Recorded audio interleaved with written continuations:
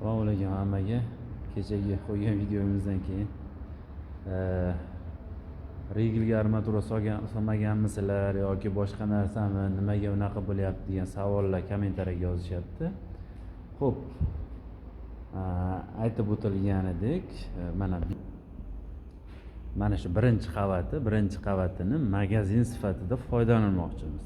Ya'ni mana shu qilingan karkaslarda o'rnida devor bo'lishi kerak aslini olganda. Shu devorning o'rnini bosish uchun biz mana shu ugonlikdan qilingan karkaslardan foydalanyapmiz. Endi mustahkamligi darajasiga keladigan bo'lsak, binoning mustahkamligi darajasiga kelinadigan bo'lsa, hammasi inobatga olingan holatda qilingan. Misol uchun mana joy mana devorli joyimiz. Mana shu joy devorli joy. Mana yerda shit uchun mana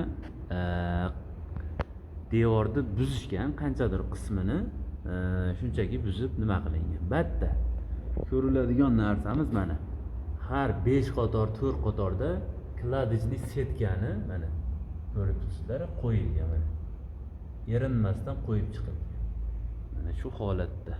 Ya'ni binoning mustahkamligiga hamma yo'g'iga javob bo'lgan, ya'ni mana ko'rasizlar, mana kladijli setka qo'yilgan. Mana har 4 qator yoki 5 qatorda qo'yilgan. O'zi aslini olganda 5 qator bo'ladi. Nimaga bog'liq? Seysmikasiga bog'liq. Ya'ni hududni seysmikasiga bog'liq. 525 mm da yoki 625 mm da qilib ana shu kladijli setkalar beriladi. Xullas shunaqa mana shu joyda xullas devor bor. Devorni ko'rilgan mustahkamligi, armatura hammasi как положено joy-joyida qilingan.